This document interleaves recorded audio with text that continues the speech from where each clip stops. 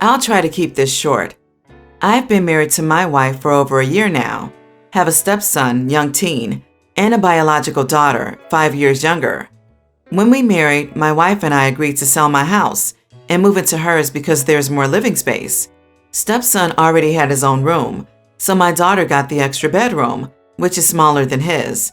It was fine at first, but my daughter has a lot of stuff, and soon it became too small and cramped for her. Stepson only lives with us part-time, 5 days with us, 9 days with bio dad, and has a huge room at his dad's. My daughter lives with us full-time, so this is our only room. It seemed to me that the logical thing would be for my daughter to have the larger room, since she has more stuff and spends all her time here. My wife was initially hesitant and felt like my stepson would be upset and feel like he's being pushed aside, but I convinced her that my daughter needed the space more, so she ultimately agreed. We ended up switching rooms this week, freshly painted them, and my wife did some shopping for stepson's new room so he'd feel special. He came home from his dad's and we surprised him with his new room. He reacted okay, thanked us for the new stuff, and didn't seem upset at first, but now he's been moping and has been cold to all of us. My wife is now regretting our choice and is upset with me for convincing her that it would be fine. Update: am I the idiot for giving my stepson's room to my daughter? Thank you to everyone who gave feedback and advice on how to mend the situation that I created. My wife and I sat down with my stepson and apologized, admitted that we messed up, and we would do what we can to rectify the mistake. I made sure he knew it was my idea, so he doesn't harbor ill feelings toward his mom. We found out that he was more upset than he let on and cried to his bio dad about it. His dad offered to come pick him up and take him back to his house, but stepson declined and wanted to stay with us for the remainder of his visitation, so he seems to be feeling better now. We're giving him his room back, and my wife and I are moving into the smaller bedroom, so both kids are happy. He'll be involved in the entire process and will be in charge of redecorating according to his liking. They're already shopping around online, and he seems excited. He's staying with us for a few extra days so we can repaint and make the room switch ASAP. My daughter understands and is perfectly fine with the switch as well. My daughter needed more space because she has more toys and larger items, play kitchen, doll houses, etc., and not enough floor space to play. Stepson obviously doesn't play with toys. She also has a more extensive wardrobe since she's here full-time. To be fair, my daughter never asked for the rooms to be switched, so she's innocent in this. Obviously, there will be more surprises in the future. We'll be discussing every decision with him from now on, and I'll be stepping back to let my wife make the decisions regarding her son. Thanks again to everyone who gave advice and helped me see things from another point of view. I'll do better in the future. I just wanted to say well done on resolving this. A sincere apology followed by actions that back up that apology can mean the world to a kid who has been hurt, which you seem to be doing really well. You're setting an excellent example for both of your kids about how to act when you've done something wrong or hurt someone you care about. A priceless lesson in my opinion. I'm totally here for this update, but it's super weird for both of you to move out of the master bedroom to give it to your daughter. How small could these rooms be that your daughter just cannot live in the room, but somehow you and your wife, both grown adults, can? How much stuff could she possibly have? This seems like so much fuss over a little girl's room size. He also said she needed room for her clothes. Do her clothes take up more space than two adults' clothes? Why didn't they just get a loft bed or a smaller bed? It sounds like she's spoiled. OP said daughter didn't even ask for this. Now she has the master, and the parents are in the small room? No! The daughter needs to be put in the old room. If you want to move some of her lesser-used toys in the master, fine, but giving her that room is insane. The wife needs to step up on this one too, or the daughter will be running the show in no time once she knows she can get whatever she wants. I'm really big on being open about my mental health because I believe we destigmatize talking about it when we do so. So yesterday, made a TikTok called On Wednesdays We Treat Our Mental Health, showing me going to therapy, picking up my prescription for meds and taking it, and doing my CBT journal before bed. My cousin Emma, 36, who has told me before that I should be embarrassed about being open about my anxiety and depression, replied with, "You and all women need to stop taking antidepressants. They make you infertile." I don't know the facts on this because I'm child-free, so it makes no difference to me. I just want and need to treat my mental health. Emma is going through IVF because she can't have kids and is one of those people who was pro-choice until she realized she has infertility issues and now thinks people should be forced to keep unwanted pregnancies because I'd love to adopt. She also told my mother she had an obligation to talk to me. Thankfully, my mother, who is supportive of me being child-free, internally rolled her eyes and said something like, OP is old enough to make her health and lifestyle decisions. I saw Emma's comment the following day. Since I happened to have done my makeup all nicely and was pretty angry at the comment, I did a direct reply video to her comment where I filmed myself popping my meds and then lip-synced to the Babes Don't Threaten Me with a Good Time clip. I posted it before bed and went to sleep. I woke up to many messages and missed calls from Emma, Betty, her mother, my mother's sister, and my mother. Emma was offended by my insensitivity, and Betty called me disgusting because how dare I wish away the gift that is your fertility, and my mother just wanted to know what was going on because Betty was blowing up her phone at 6 a.m. until she answered. I think Emma had it coming by projecting her problems onto my video. If she didn't like it, she could have just kept scrolling or unfollowed me. I don't think I'm obligated to tiptoe around her infertility, and that it is really gross to think my ability to have children I don't even want is more important than my mental health and happiness. Still, my mother says I probably could have been nicer about it, knowing that Emma is doing IVF. Am I the idiot? Not the idiot. What the heck did Emma expect from someone who knows she's child-free? If she didn't want to hear someone say they'd be happy not being a mom, she shouldn't have needed someone she knows doesn't want kids, especially by suggesting they should be more worried about their ability to have kids than their health. Classic case of don't poke the bear. Emma had it coming. Not the idiot. Emma went out looking for a fight. I also loathe people who are so selfish and have such intense baby rabies that they gladly go back to the old days where pregnant girls or unmarried women were told to go out of town for a few months, have their babies stolen by greedy vultures, then be told to pretend that they were never pregnant. Think Philomena for the vilest version of that. She's precisely the type of person who should not be raising a kid. You have a condition and you're taking medication. You are more than your uterus. I'd frankly block her and avoid her. If she tries to get in your face, I'd loudly yell, "No, I will not have your baby for you." I, 29 female, feel tapped out from nursing my 18-month-old kid. He's on a solid diet throughout the day and eats things like organic grass-fed burgers, mac and cheese, fruits, vegetables, chicken, cheese, etc. So basically I feed him well, and he does not rely on my milk for nutrients anymore. The thing is, he just will not fall asleep unless I nurse him to sleep. Well, he eventually does fall asleep if I leave him in his bed, after about 35 plus minutes of hysterical wailing.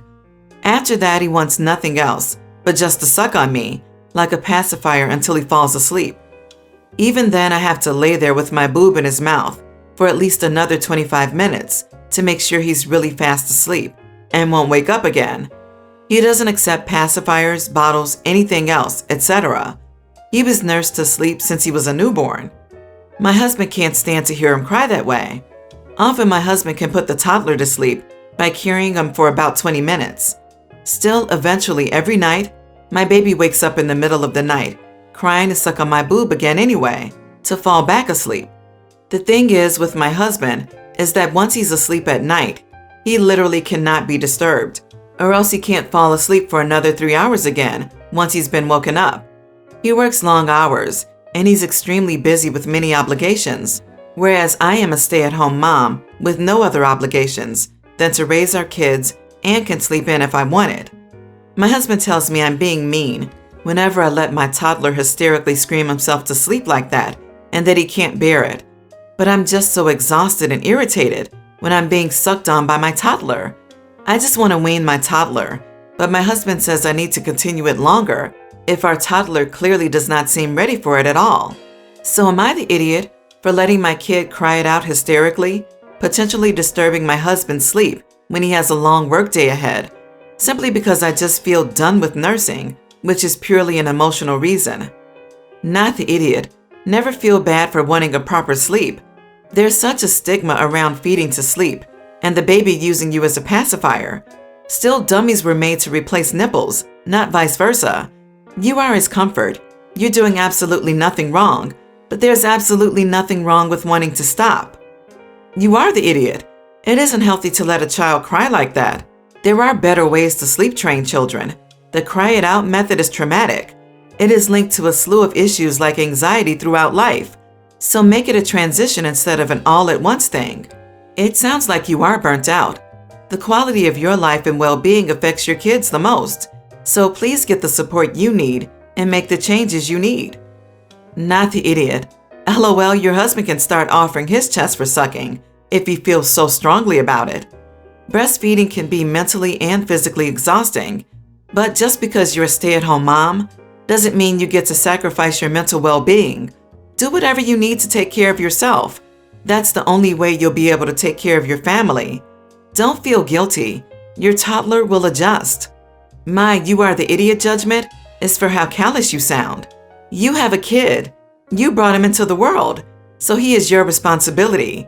Give him up for adoption if you don't want him. He's still a young human. Did you know a lot at 18 months? So give him the same respect. Christ on a cross. This thread is interesting. There are two sets of voters, those calling you the idiot and those who've had children. Not the idiot. Have you given him a pacifier? Yeah, they are controversial. So what? In your son's case, it might work. Our son used one, and it never created any issues. As a mother of a young child, you have to do what you must to maintain some sanity. It's a tough job, and all kids are different. Our daughter had severe colic issues as an infant that kept us up all night for months. Our son slept through the night his first night home. Don't let people project their experiences on yours. Good luck. When I was 18 and my brother 22, we found out our mom had an affair in the early years of my parents' marriage. My dad was clueless about this too. She ended up leaving our dad and revealing he wasn't our bio father. Her affair partner was. DNA confirmed that this was true. Our dad was there for us, and for a few months things seemed like they would stay relatively normal. But then my brother decided he felt bad for the guy who didn't know we existed and wanted a relationship. He started treating our dad as a bank instead of a dad. Dad paid for him to meet our bio father, and then my brother acted like he was supposed to pay for other stuff for them. My dad said no. He said he didn't want to pay for anything for that man. My brother told him it wasn't for bio dad, it was for him, that he is his son, and as a father he should put his hurt aside for him. When the bio was made homeless, my brother expected my dad to pay for him to rent a place. My dad said no, and that was the start of an estrangement that lasted until my dad died a couple of years ago. The estrangement continued for so long because at age 26, my brother had our bio dad adopt him again because he felt bad. He tried to pressure me to do the same, but I didn't meet the dude. My brother wanted me to, but as I told him, it held no interest for me. The man died 7 years ago, and he was broken up about it, especially because I showed no grief at all and told him it didn't upset me at all. It was after our dad died that my brother really started to feel guilt. Dad kept our childhood home and he left it all to me. Our brother used to love that house. It was where he went through a lot as a kid, and he asked if I would split it in half with him and let him buy it one day. I said no, that I wanted to live there, and after everything he did, he didn't deserve to just inherit his half like he didn't treat our dad like crap. He told me I was an idiot for punishing him so much, that he had suffered enough because of it and has to live with the consequences. Am I the idiot? Well, if it isn't the consequences of their own actions, it's cool that he likes the inanimate object your dad built up. Shame there was such a crappy person to the guy who literally raised you two. Your brother sounds like a manipulative idiot. You are not the idiot. Not the idiot. Play stupid games, win stupid prizes. Your brother made his choices. You made yours. Your dad made his. Your dad left you the house for a reason. What you do with it is 100% up to you. And in your shoes, I'd do the same as you. Your brother is now living with the consequences of his own actions. Not the idiot. Your brother didn't mind breaking your dad's heart. Yours too, from the sound of it. And your dad decided to reward the child in his will who did not break his heart. Just because your brother claims to have suffered enough doesn't mean he gets to leech off of your inheritance. He should have considered the possible consequences of being adopted by his bio dad. It means it cuts those legal ties to your dad. He doesn't have a leg to stand on, but that greed or entitlement of his is something to behold. You owe him nothing. I was widowed in 2019 after my wife of 6 years died due to complications following childbirth. At first, I was hesitant to ever date again. Then I met my current girlfriend sort of unexpectedly about 6 months ago and decided to give it a try. Obviously, I want anyone I'm with to be good to my son and treat him kindly and lovingly. And I was happy that my girlfriend wasn't hesitant to meet him at all and was just that, kind and loving toward him when she met him. She met him about 2 months ago. However, something I would never want any partner to do is try to take his mother's place. Even if we were married for 30 years, no one but his mom would ever be his mom. And the last couple of times my girlfriend has been over, I caught her trying to get him to say mama to her. So I asked her to stop that, and she said he was doing it independently, which he obviously wasn't. I'm not really an active user of my Instagram, but after that, I decided to go on there and look at hers. We do follow each other, but I haven't really logged on in the past few months. She's basically making herself out to be his mom on there, with pictures and videos and stuff, and identifying herself as his mom, even though she isn't. In the strictest sense, she isn't passing him off as her own because she's not saying she gave birth to him. She will clarify to people who ask that his biological mother died. Still, she's definitely insinuating that she's adopted him or that she fills a mother role in his life. After I found this, I confronted her about it, and she got angry, saying that I should be grateful that she loves my child as her own and that I found someone who would love my child as their own. I still feel upset about it, but I'm questioning if I should in light of that. So here I am, asking am I the idiot for being upset and asking her not to identify herself as his mother. Not the idiot. Oh my gosh, you met 6 months ago, and she only met your child 2 months ago? That is a huge red flag. Telling you that you should be grateful? Another red flag. Nothing else needs to be said, OP. Dump her now. Exactly. Who in their right mind would ever post pictures of someone else's child on social media without permission? I'd suggest dumping her while you're at it. If she says that you should be grateful that she's nice to your 2-year-old, she's not worth being with. Being nice to a child should be obvious to everyone. Not the idiot. First up, she's your girlfriend who has really only just met your son. She's not even a stepmom. Her Instagram post and her trying to get your son to call her mama throws up huge red flags. You need to do what's best for yourself and your son in the long term. Her behavior is concerning. Not the idiot. She sounds a bit off. I wonder if she may be obsessed with being a mother in a dangerous way, even if just for the likes. I'd be concerned for the safety of the child. While it's nice to find a partner who loves and accepts your child, this is far beyond that. I'd be worried. She may attempt to take the child somehow. Regardless, she should not be posting photos of your kid.